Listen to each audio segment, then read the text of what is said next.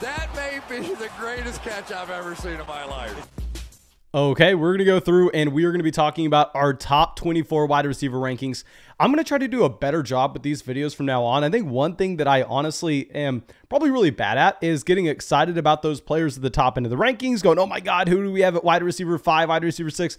That probably doesn't matter nearly as much as focusing in and diving deep on those players that you're actually going to be having on the borderline of your starting lineup. So I'll do a better job of going through the players at the top quickly. That way we can spend more time about those players at the end. But of course, before we dive into it, we have to give away a Fantasy Flock Network hat here. When we're going to give these away, we're just going to go down there to the comment section, pick out a random winner for someone who left that comment down there. And we have Luke and Michael down there winning hats. Of course, thank you so much for being a part of the flock and supporting the channel.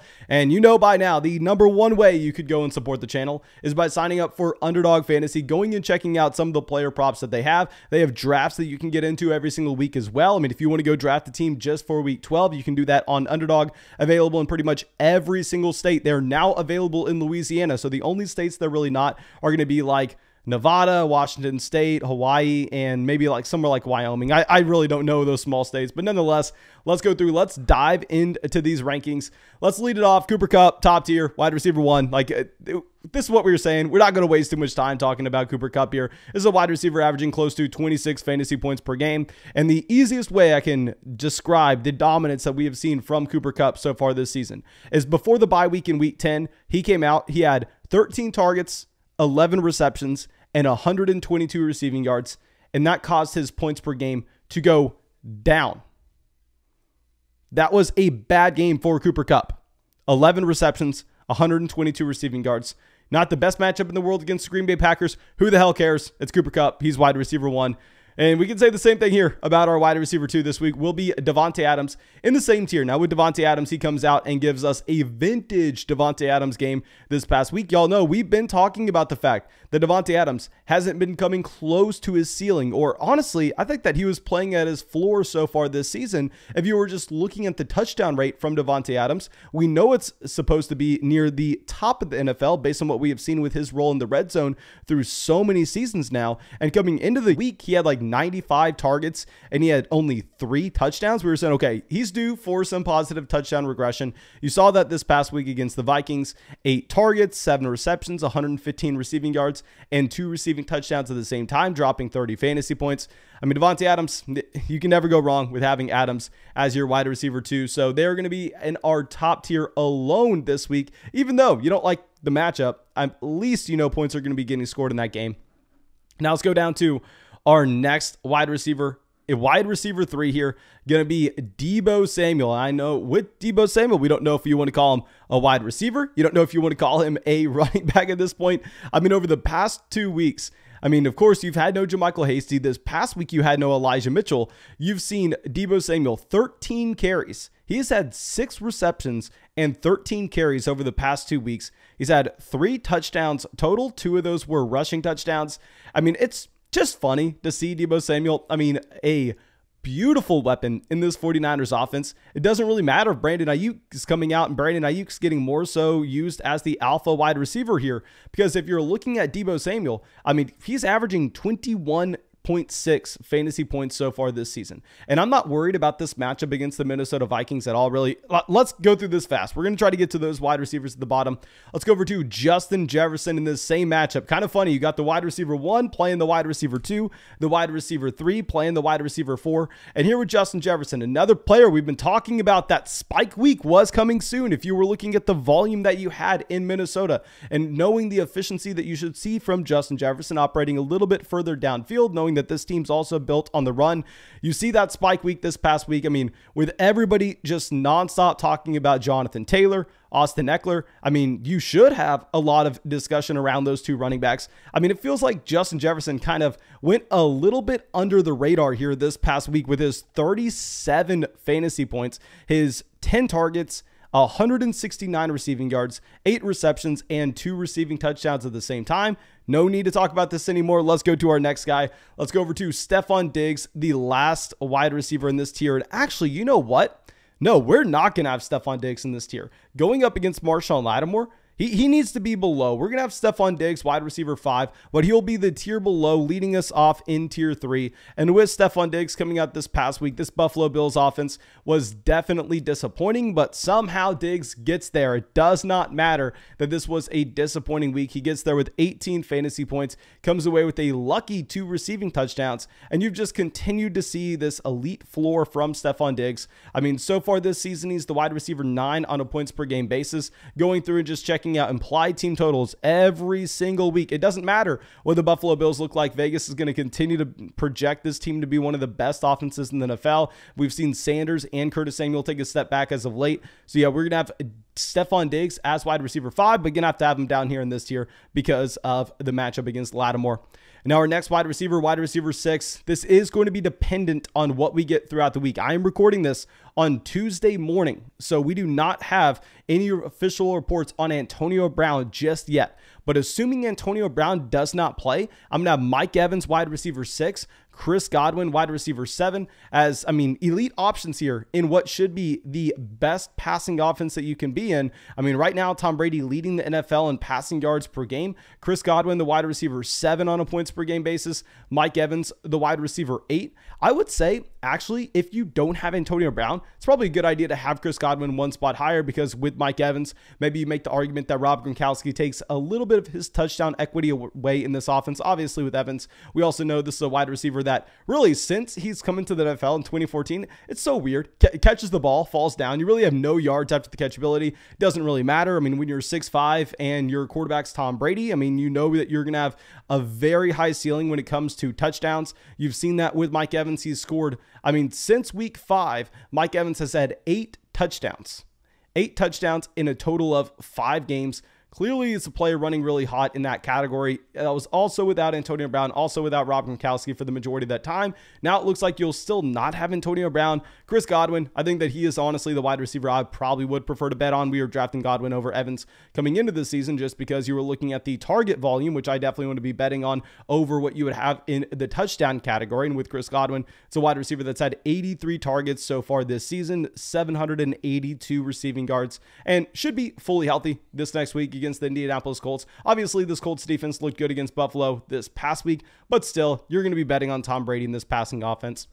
And now let's continue to go fast. Our last wide receiver in this tier will be Ja'Marr Chase going up against the Pittsburgh Steelers. I think you could make the argument to have Ja'Marr Chase over Stefon Diggs, which is honestly why we had to move Stefon Diggs down to this tier. With Ja'Marr Chase, y'all know we were saying to sell him high whenever he was going out there and having 200 receiving yards a game. It's just because you were looking at the passing volume going to T. Higgins and saying, okay, well, it's not like Ja'Marr Chase is getting 30 to 35% of his team's targets here. If you could sell Ja'Marr Chase for Davante Adams, of course, go do that. Now it's a little bit of a different scenario where I feel like people are honestly, if anything, a little too low on Ja'Marr Chase. Seeing the ceiling that he had at the beginning part of this season, he still has a week under his belt with 10 targets, 8 receptions, 201 receiving yards, and the receiving touchdown at the same time. Now, since then, yes, you've seen those down performances, but keep in mind, it's a receiver. That's the nature of the position.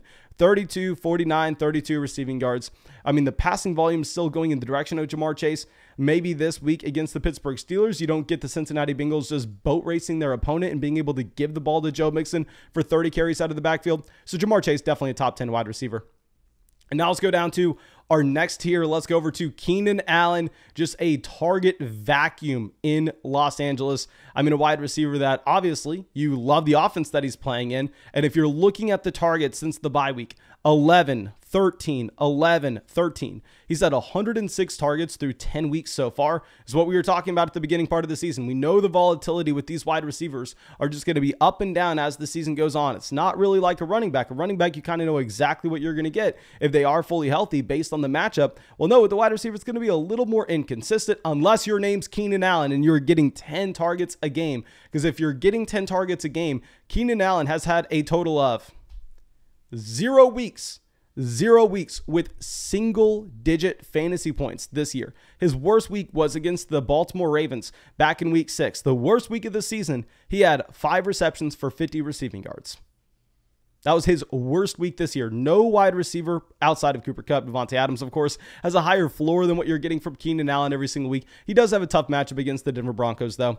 Now let's go over to our next wide receiver, someone that I just need to give some more respect. We moved him up in our rest of season rankings over there on Patreon earlier today, and those rankings for anybody on Patreon should have been updated on Tuesday. So if you have not had a chance to check him out on Patreon, those rest of season rankings are currently up to date at the time of this recording, definitely by the time this video comes out. And yeah, with Diontae Johnson, he comes out 13 targets, 7 receptions, 101 receiving yards, and a tough matchup as well, because this Los Angeles Chargers defense, yeah, I mean, they don't necessarily have a great rush defense, but they have a good passing defense. And you saw Diontae Johnson be able to effectively move the ball down the field. And also the Cincinnati Bengals, this is going to be a team that has a much better rush defense than they do a pass defense. So it's the complete opposite end of the spectrum. With Diontae Johnson so far this season, he's had 95 targets through 9 weeks as well. So he looks very similar to Keenan Allen, a low average depth of wide receiver, and I mean, just getting a ridiculous amount of volume. Maybe he's going to limit his ceiling overall, but his floor is so damn high. Now, our next receiver here will be Terry McLaurin in this same tier going up against the Seattle Seahawks. Terry McLaurin, not necessarily like Keenan Allen. He's not that low average depth of target wide receiver that's going to give you a very high floor, but he is going to have, I would argue, a higher ceiling than Keenan Allen on a week-to-week basis. I mean, y'all know we were saying to draft Keenan Allen over McLaurin coming into the season. Y'all know I wasn't a massive fan of Terry McLaurin, but nonetheless, when this volume is consistent, you go through and you consistently play him. He's averaging 9 targets a game going up against the Seattle Seahawks here. The Seahawks have had a pretty bad pass defense so far this year. I mean, they just allowed Colt McCoy to go out there and just embarrassingly win that game. Obviously, you're hoping they pick up the pace of play just a little bit. That way you actually get this offense with hopefully a better shot to just be near the top of the NFL in their plays run, but that's probably not going to happen, just considering the fact that we know Seattle is so damn slow on the offensive side of the ball. And now going over to our last wide receiver in this tier, in that same matchup, I hate to do it to y'all. I know that we disappointed y'all this last week, ranking him as a top 12 wide receiver, and we are going to do so yet again. Let's have DK Metcalf going up against the Washington football team. Now with DK Metcalf, yes, this entire offense looks horrendous. I mean, it looks really bad for the Seattle Seahawks since you've had Russell Wilson coming back in, and I'm going to continue to say this. I know everybody and their mom. I mean, trust me, my mom could come in here and go, Mason, are you an idiot? Have you not seen Seattle? Are you really ranking DK Metcalf as a low-end wide receiver 1 here? Everybody's panicking with the Seattle Seahawks.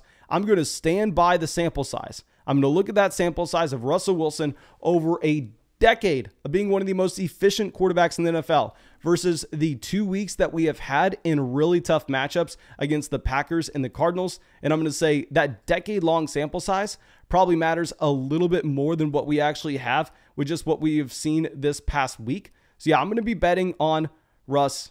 Make sure you go through and try to fire up DK Metcalf into some DFS tournaments, because I think he does have that elite level ceiling. This Washington football defense isn't the best. Also, you take Chase Young out of this. And I lied to y'all. I should be going through this a lot faster. Let's go to our wide receiver 13. This is going to be a fragile ranking. A lot of people watching this on Thursday, Friday are going to be laughing at me. I'm ranking it as if you have no CeeDee Lamb and if you have no Amari Cooper. We're going to have Michael Gallup as our wide receiver 13 going up against the Las Vegas Raiders. Now, I know this can be either great, this can be bad. If CeeDee Lamb plays, Michael Gallup still in the top 24, but will go down just slightly. Nonetheless, this is going to be an offense that, I mean, you have to assume that they are going to be going and moving the ball at least at an average level. At least at an average level. They were leading the NFL in yards and points scored per game going into this past week. Of course, you remove CeeDee Lamb, you remove Amari Cooper. It's going to be a much worse offense overall. But Gallup has clearly shown us that he has the talent. I'm going to repeat this, not to talk down on Amari Cooper. Y'all know I've said this a million times. But in 2019, his second season in the NFL, Michael Gallup averaged more yards per game and more targets per game than Amari. Michael Gallup is a great talent. If he is the wide receiver 1 here in Dallas, I'm all in. I mean, you have to play Michael Gallup everywhere you can. And I know we're risking a lot saying this before that Thursday night game, but I mean, not even Thursday night. I don't know when they're playing on Thanksgiving. Nonetheless, I think Gallup, wide receiver 13, lock him in. Now, our next wide receiver, we were too high on him this past week. I was telling everybody to play him despite a tough matchup because we were expecting the Indianapolis Colts to be able to move the ball down the field. Well, I mean, they did so with 5 touchdowns to Jonathan Taylor, betting on the bounce back with Michael Pittman. With Michael Pittman, I mean, this has been a wide receiver that's been that low-end wide receiver 1 essentially over the past 5 to 6 weeks. And at the same time, we know that this Indianapolis Colts offense, if they're going to be throwing the ball at all, which they probably will have to, I know that it seems like I am a crazy person to say that right now.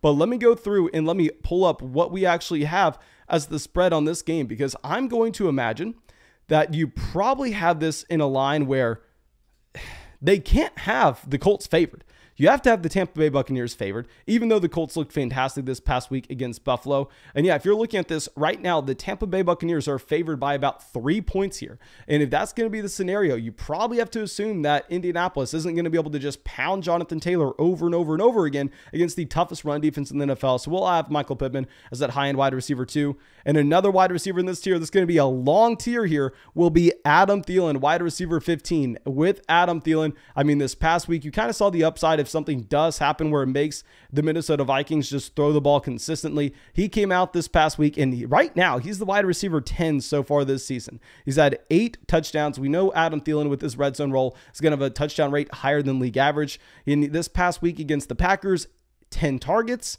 8 receptions, 82 receiving yards, and a receiving touchdown at the same time.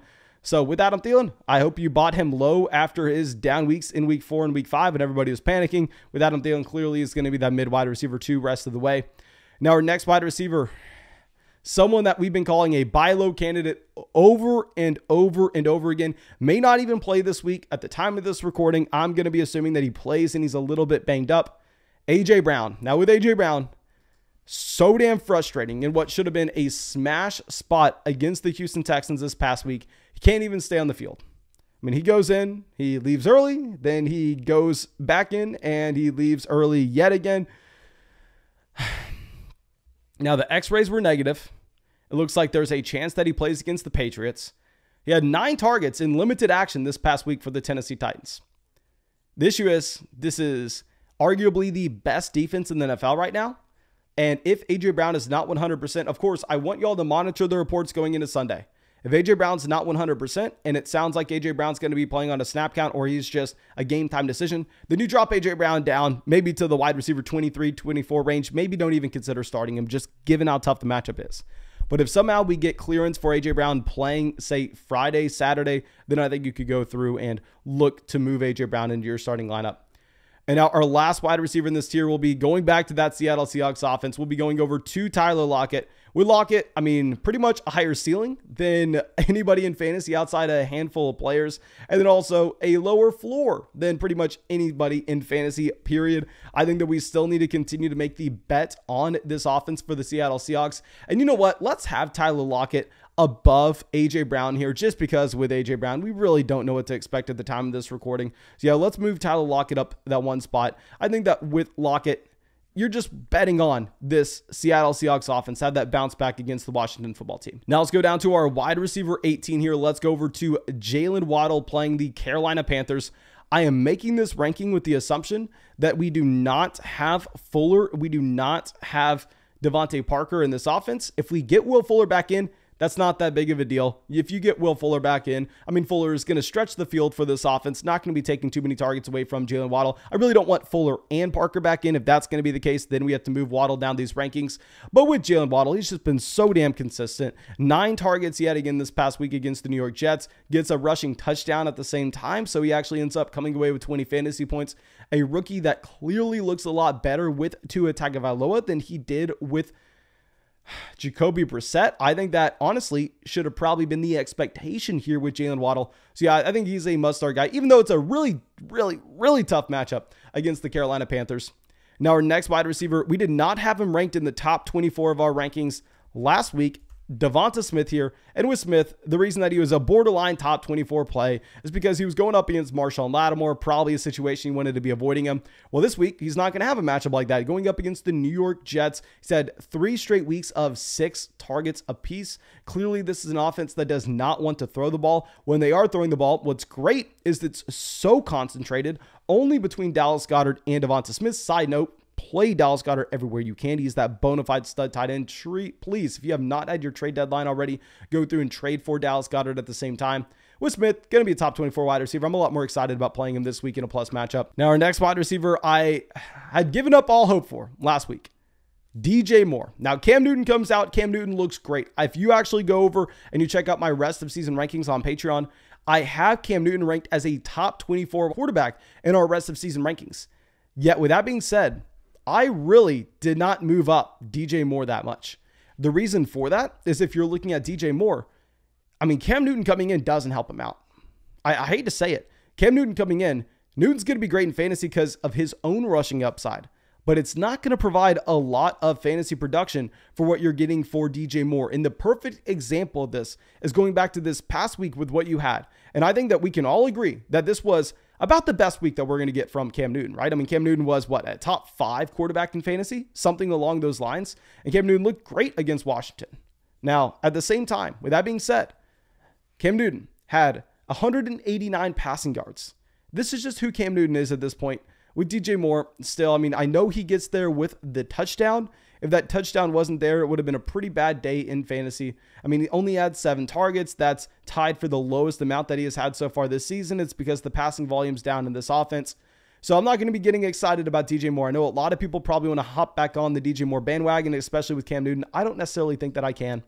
Now, our next wide receiver is someone that's been too high in my rankings every single week so far this season. And it's embarrassing that we're going to have him leading off our next tier here. In the last tier, we got T. Higgins. I'm embarrassed to bring this up, obviously. I mean, with T. Higgins, this past week just shows you nothing. 3 targets, 2 receptions, 15 receiving yards. Now, at the same time, this is an offense that did not have to throw the ball. This is an offense that Joe Mixon had 30 rushing attempts strictly because, I mean, this team crushed the Raiders. Now, they're currently favored over the Pittsburgh Steelers, but it's going to be a close contest between the two teams.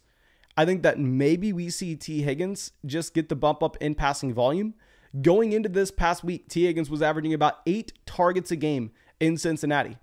So if this is a team that goes back to throwing the ball often with Joe Burrow, as a 6'4" wide receiver, if you continue to get 8 targets a game, then you showed that talent your rookie season.